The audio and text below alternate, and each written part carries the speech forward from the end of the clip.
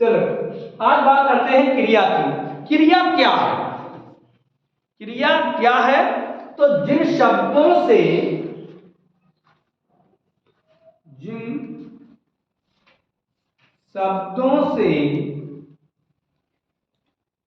किसी कार्य के करने या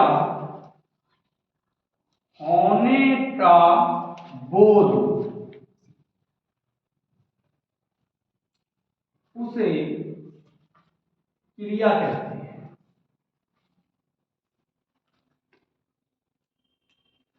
देखिए हम लोग एक परिभाषा दे देते हैं कि किसी कार्य के करने या होने का बोध। नहीं, जिन शब्दों से किसी कार्य के करने या होने का बोध हो, जैसे राम पढ़ता है, राम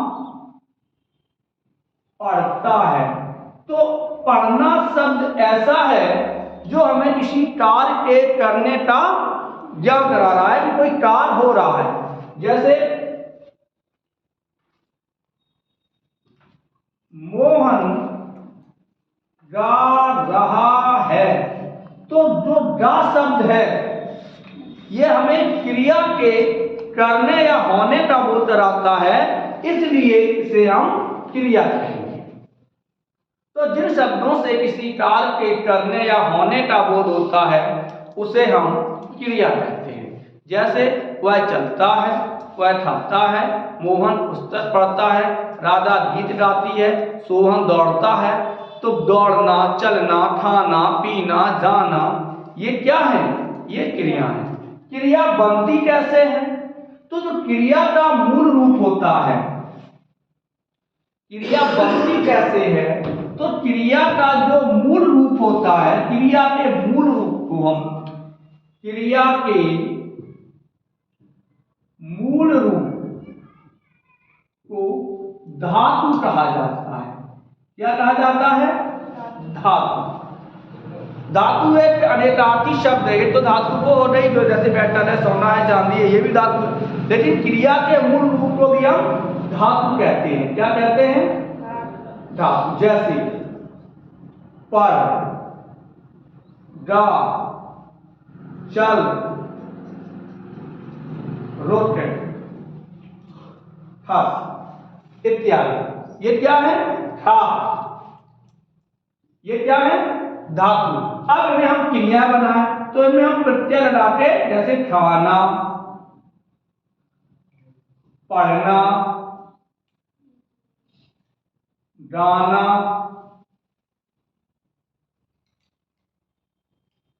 चलना, रुकना, हंसना। तो खा, पढ़, गा, चल, रुक, हंस, ये क्या है? ये धातुएं हैं। लेकिन खाना, पढ़ना, गाना, चलना, रुकना, हंसना, ये क्या है? ये क्रिया है। तो अब ये क्रियाएं कितने प्रकार की होती हैं, इस पे चर्चा हो। तो बताएं क्रियाएं कितने प्रकार की होती हैं? बताओ, किसी को पता है? क्रियाओं के भेद। क्रिया कितने प्रकार की होती है? क्रिया के भेद। तो क्रियाएं दो प्रकार की होती हैं। कितने प्रकार की होती हैं? दो प्रकार की होती हैं। एक होती है रचना के आधार पर, रचना के आधार पर। दूसरा होता है कर्म या अर्थ के आधार पर। अर्थ या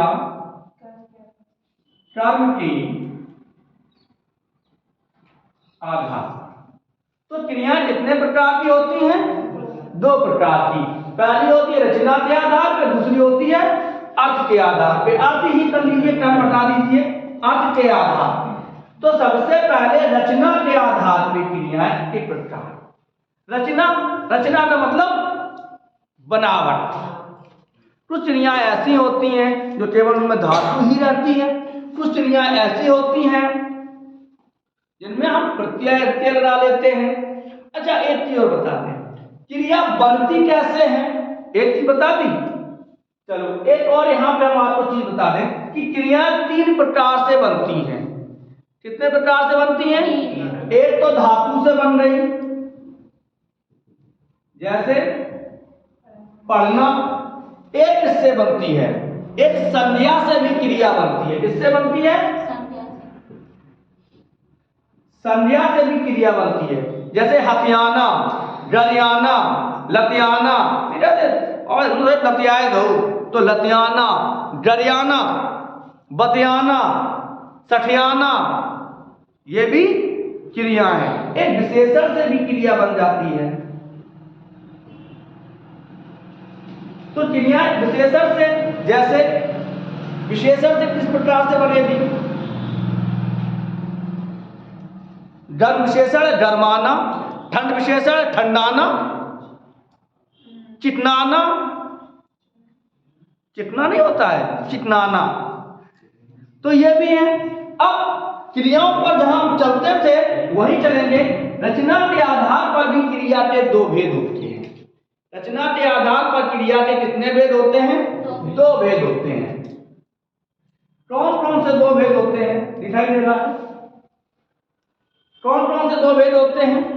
एक होता है मूल या रूढ़ क्रिया, रूढ़ या मूल क्रिया।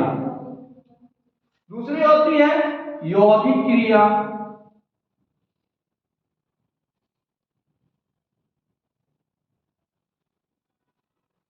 रूढ़ या मूल क्रिया किसे कहते हैं? चलो इसकी परिभाषा के साथ साथ हम आपको आगे की ओर बढ़ते हैं। केवल मूल रूढ़ क्रिया ही हेड डालते हैं। तो रचना के आधार पर क्रियाओं के 2 भेद होते हैं। रचना के आधार पर क्रिया कितने भेद होते हैं? 2 भेद। रचना के आधार पर 2 भेद। पहली होगी मूल क्रिया या मूल क्रिया। यानी रूढ़ क्रियाएं वो क्रियाएं होती हैं, मूल क्रियाएं वो क्रियाएं होती हैं जिनमें धातु में कोई परिवर्तन नहीं आता, क्योंकि वो धातु के ही अर्थ में होती हैं। जैसे खाया, खाऊं, चलूं, पीऊं, जीऊं। और जीत अलग है, जिए तो जिए कैसे? खाऊंगा,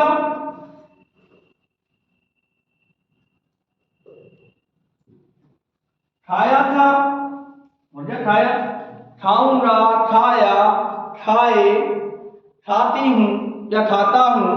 तो ये क्रियाएं अपने मूल रूप में ही रहती हैं, यानी इनमें केवल ये धातु से ही रहती, अन्य कोई अलग से चीज नहीं जोड़ी जाती। जब कोई चीज अलग से नहीं जोड़ी जाती है तो उसे हम मूल क्रिया कहते हैं। अब जो सबसे मोस्ट है, इसकी यदि इसकी परिभाषा लिखना चाहो तो वे क्रियाएं जहां धातु मूल रूप में ही रहती है, या मूल क्रियाएं वे क्रियाएं होती हैं, लिखना चाहो लिख लीजिए।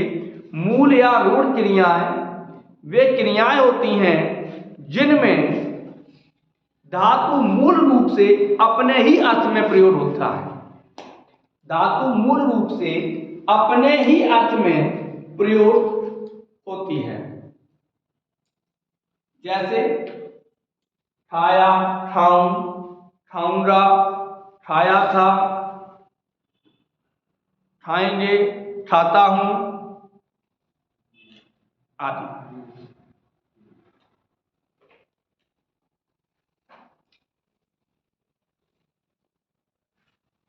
हो गया?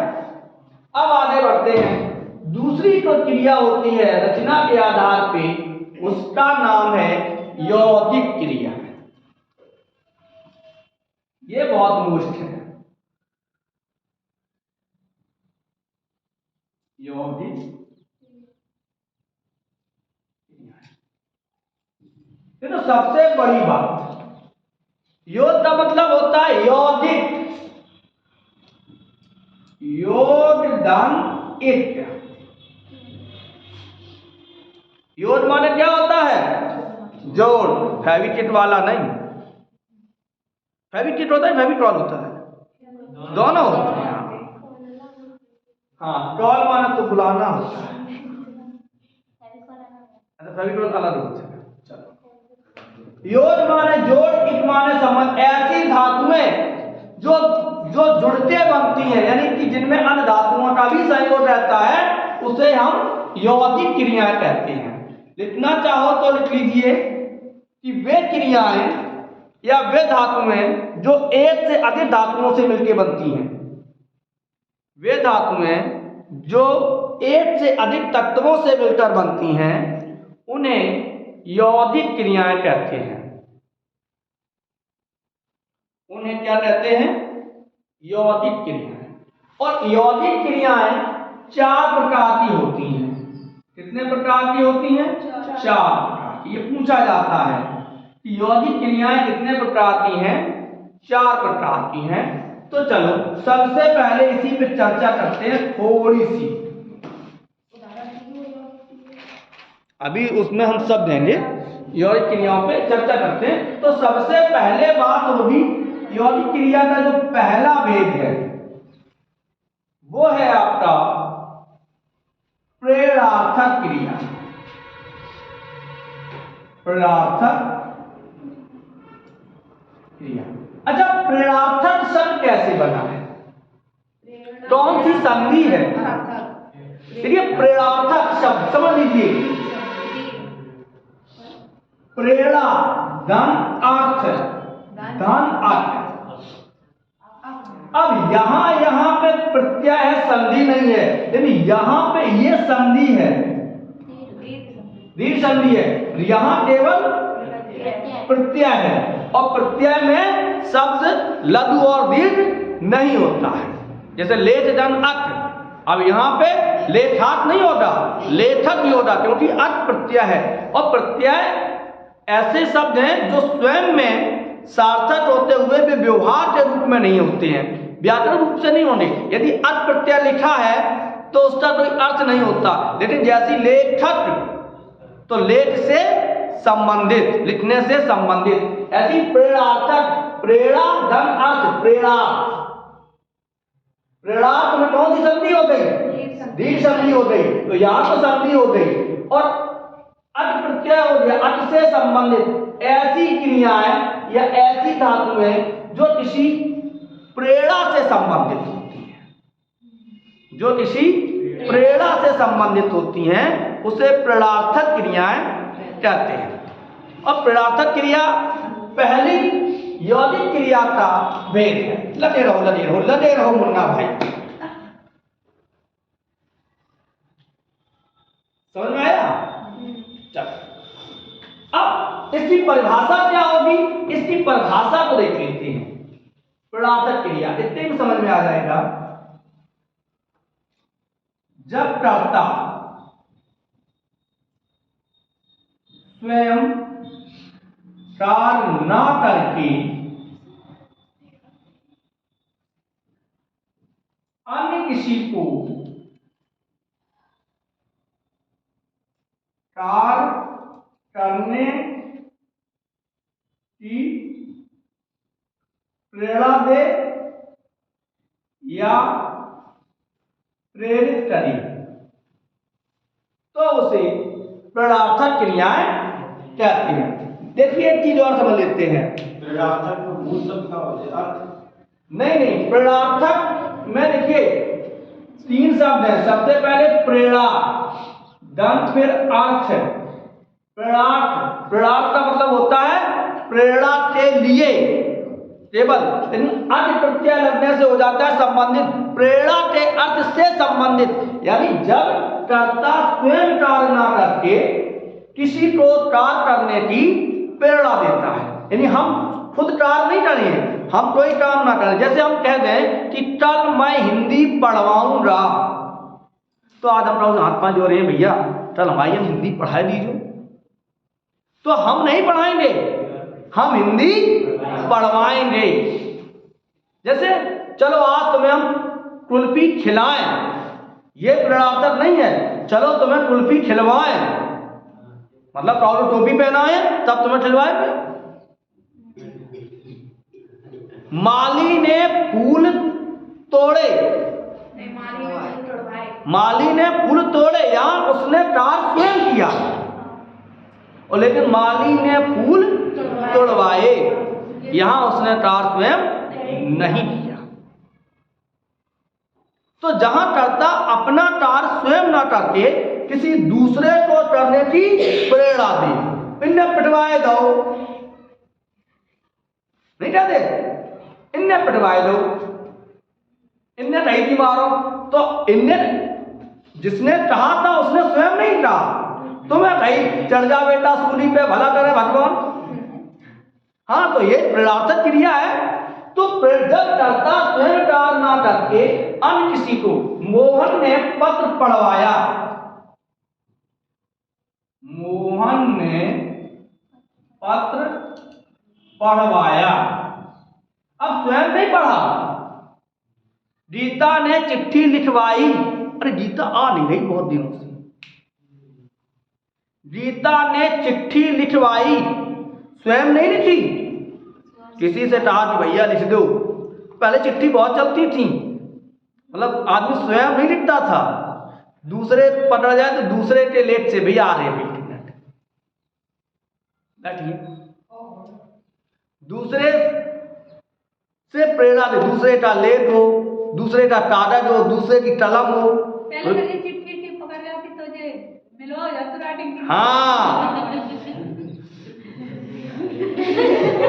रियल है, पूरे गांव मतलब मोहल्ला बाकी कापी कापियां मिलवाई जाती थी। तो चलो प्रेरणात्मक क्रिया समझ में आई। जब कर्ता स्वयं कार्य ना करके किसी दूसरे को कार्य करने की प्रेरणा देता है, उसे हम प्रेरणात्मक क्रिया कहते हैं। उदाहरण के तौर पे समझ लेते हैं। अच्छा, इसमें कभी कभी क्या होता है, हम लिंग परिवर्तन करके या कुछ शब्दों स्वर परिवर्तन करके हम क्रिया प्रेरणार्थक बना लेते हैं। जैसे शब्द लिख है, लिख का मतलब अगर हम लिखवा कर दें तो क्रिया कैसी हो गई, प्रेरणार्थक। अगर हम पढ़ कर दें, रद्दा बैठो भी थोड़ी देर में आ रहे तब तक चाय बन गई, के बाद लगा दीजिए जी पढ़। अगर हम इसको क्या कर दें, नहीं पढ़वा, जैसे टाट क्रिया है, टाट टाट मूल क्रिया है, अब इसका क्या बनेगा, कटवा। अरे ना कटवाया है तो कटवा, दूसरे प्रेरणाओं नहीं, तो इसे हम कहते हैं प्रेरणार्थक क्रिया। क्या कहेंगे हम, प्रेरणार्थक क्रिया। सही है। जैसे खेल है, खेल खेल, अगर तो एक तो हो जाएगी खिलवा, और एक हो जाएगी खेला।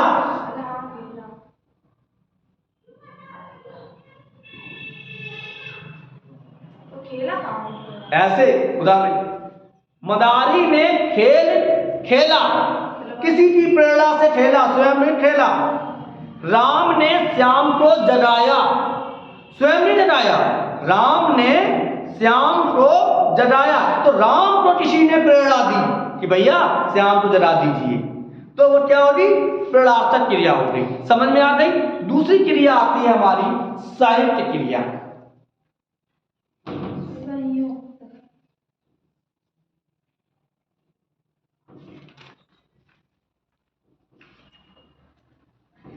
रचना के आधार पे ही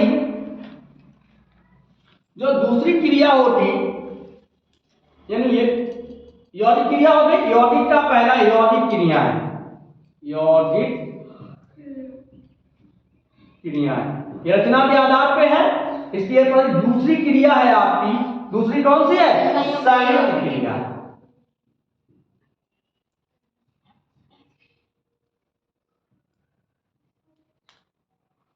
संयुक्त क्रिया किसे कहते हैं, तो बताएगा भाई।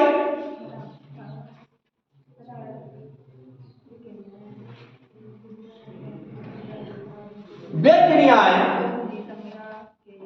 वे क्रियाएं जो किसी क्रिया या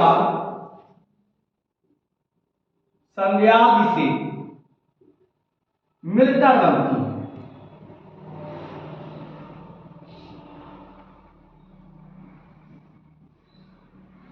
वे क्रियाएं जो किसी संज्ञा या किसी क्रिया आदि से मिलकर बनती हैं उन्हें संयुक्त क्रिया कहते हैं। और इसके अर्थ के आधार पर 13 वेद होते हैं।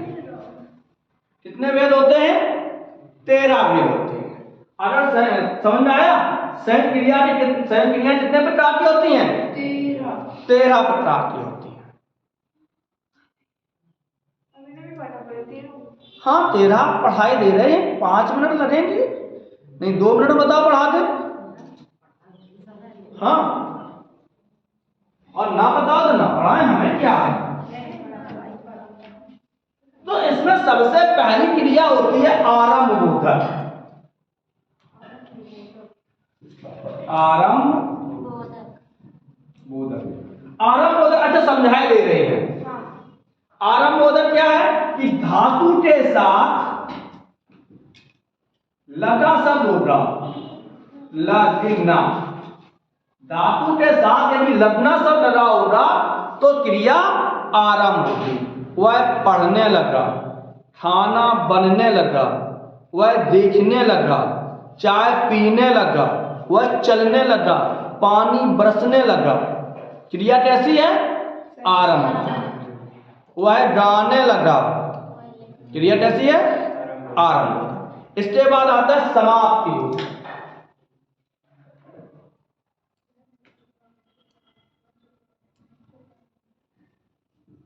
समाप्ति होता है धातु के साथ चुटा शब्द लगा हो। कौन सा? चुटना। सीधा सीधा चुटना है।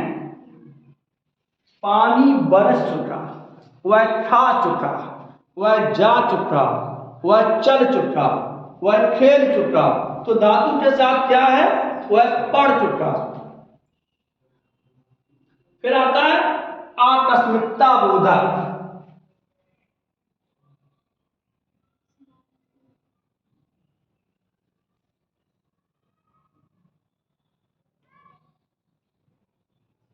अच्छा, आकस्मिकता बोधक क्या होता है?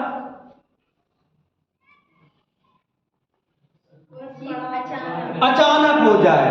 जैसे वह कह उठा, धातु के साथ क्या है? उठा शब्द, पढ़ा शब्द। अब जानवर वालों पढ़ा नहीं है। हाँ, पढ़ा पढ़ा अलग होता है। वह गिर पड़ा, वह हंस पड़ा, वह लिख, वह चल पड़ा, वह रो पड़ा। तो धातु के साथ वह बोल उठा। अचानक ही तो बोल पड़ेगा। फिर आता है निरंतरता बोधक।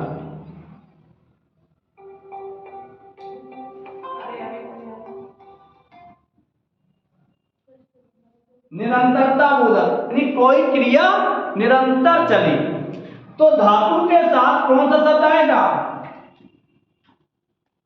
रहना। वह चलती रहती है, वह देखती रहती है, पानी बरसता रहता है, वह बोलती रहती है, वह खाती रहती है। धातु के साथ क्या शब्द लगेगा? रहना शब्द लगेगा। फिर अभ्यास बोधक।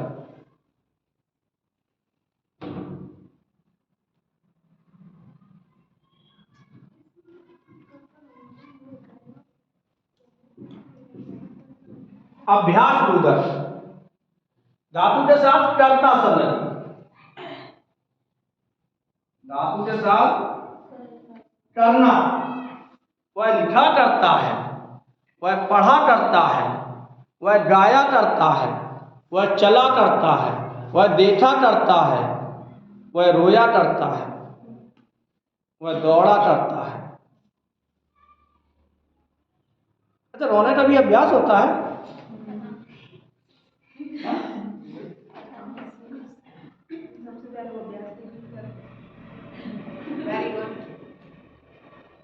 आती है शक्यता बोधक। दिखाई दे रहा है, ऊपर कर दे।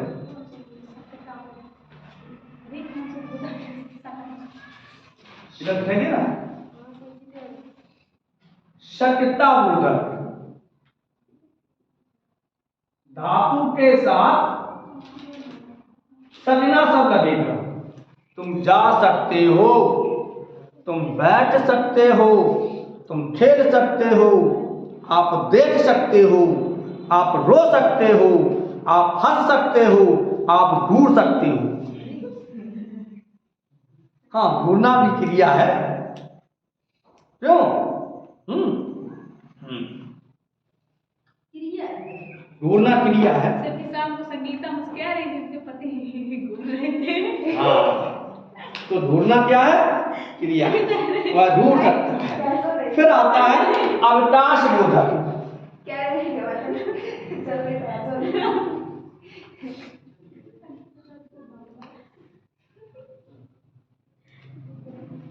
अवकाश बोधक, अवकाश मतलब होता है छुट्टी, जहां क्रिया पूर्ण ना हो पाए। जब क्रिया वह पढ़ने ना पाया, वह लिखने ना पाया, यानी धातु के साथ ना पाया शब्द, वह जाने ना पाया, वह खाने ना पाई, वह पढ़ना पाई, या वह पढ़ने ना पाया, वह चलने ना पाया, है? फिर आता है अनिष्टता बोधक। कौन सी? अनिष्टता बोधक। अच्छा, अनिष्टता मतलब क्या होता है? कि कोई कार्य बुरा हो जाए। कोई कार्य, कुत्ते ने टाट खाया, भाई क्रिया है बुरी हुई थी, नीचे वाले जा रहे थे, कुत्ता टाट लो, तो हम लोग अनेक थे, नहीं लो, अरे यार नीचे वाले जा रहे थे, कुत्ता ने टाट लो, तो कुत्ते ने टाट खाया। चिट्ठी लिख मारी, हाँ, चिट्ठी लिख मारी, क्रोध में किया गया था। अब कछु बात हो, बात कह मारी, रिपोर्ट कर गई, रिपोर्ट नहीं, चिट्ठी लिख मारी, बात कह मारी, ये क्रिया कैसी है? कुत्ते ने टाट खाया।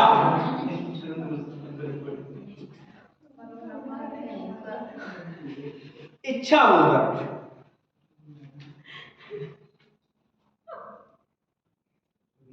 बड़ी भैया खुश है, सेवा का एग्जाम्पल हमें पता है, तो सब लोग सुन लें। किसको मारा? मारा।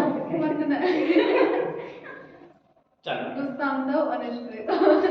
हाँ, भूसा दे मारा,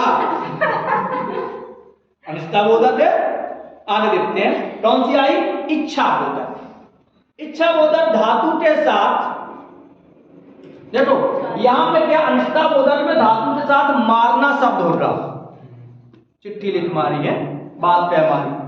इच्छा बोधक में धातु के साथ चाहना शब्द होगा। क्या खाना चाहते हैं? हम खिलाएंगे कुछ नहीं है?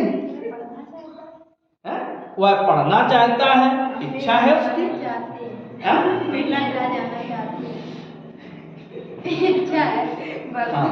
आप खाना चाहते हैं, सर जी पढ़ाना चाहते हैं, ये क्या है? इच्छा बोधक। तो 1 2 3 4 5 6 7 8 9 10, 3 और हैं, तो वे जल्दी जल्दी पढ़ लो, इसके बाद फिर कल पढ़ाएंगे। फिर आती है आपकी अनुमति बोधक। तब तक चाय बनवा लो। अनुमति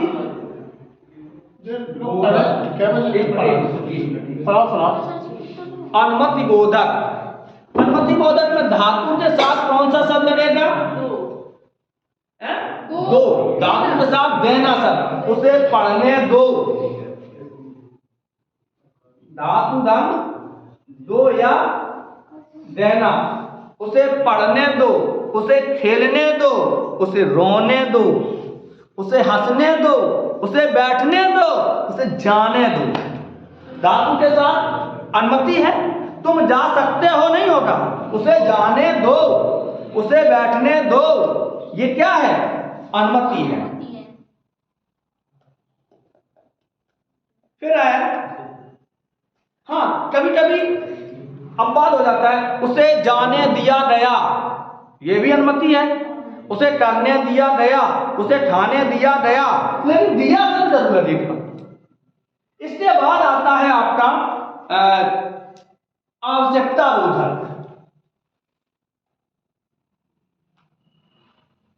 आवश्यकता बोधक, आवश्यकता बोधक यहां धातु के साथ पढ़ना या चाहिए शब्द लगना चाहिए। क्या धातु के साथ कौन सा शब्द लगेगा? पढ़ना चाहिए।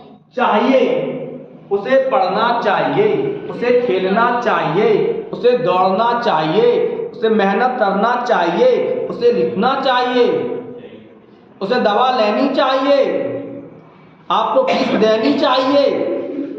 क्या है? आवश्यकता है। सबको चाय पीनी चाहिए, क्या है? आवश्यकता है। तो क्या होता है? जब इसे तुरंत आना चाहिए, क्या है? आवश्यकता है। तो उसे कहते हैं हम आवश्यकता बोधक। फिर आता है अतिशयता बोधक, यानी इसमें दिखाई दे रहा है, देखो नहीं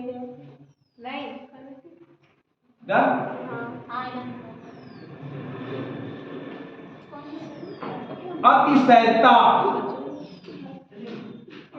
अतिशयता बोधक। अतिशयता बोधक किसे कहते हैं? जब क्रिया एक से अधिक आ जाए। जैसे कोई गीता, चलते चलते रुक जाता हूं मैं, बैठे बैठे यूं ही खो जाता हूं। तो ये बीमारी है, दवा लेनी चाहिए। प्यार व्यार नहीं है, क्या है? अरे क्रिया से था, चलते चलते रुक जाता हूं मैं। जाओ, चलते चलते रुक जाता हूं मैं।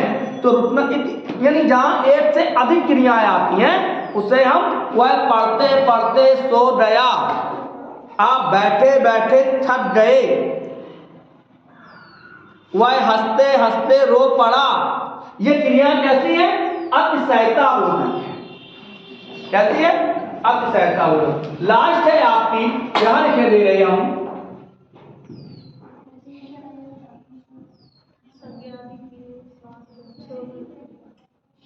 संज्ञा आदि से बनी क्रिया है। संज्ञा आदि से बनी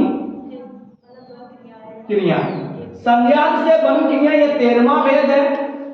ये जो ये क्रिया जो होती है उसमें कोई ना कोई संज्ञा शब्द जरूर होता है। जैसे आदर करना, आदर करना क्रिया कैसी है? आदर करना क्रिया कैसी है? संज्ञा है आदर शब्द। भस्म होना, ढीला पड़ना क्रिया कैसी है? संज्ञा आदि से बनी। अब दो क्रियाएं संग क्रिया की और रह गई हैं, वो आपको हम कल पढ़ाएंगे। कौन कौन सी? एक अनुप्राणात्मक क्रिया और एक ध्वन्यात्मक क्रिया। ये क्रियाएं कल हम दो पढ़ाएंगे। आज हम लोग इतनी ही क्रियाओं से संतुष्टि करते हैं। प्रेम से बोलो राधे राधे।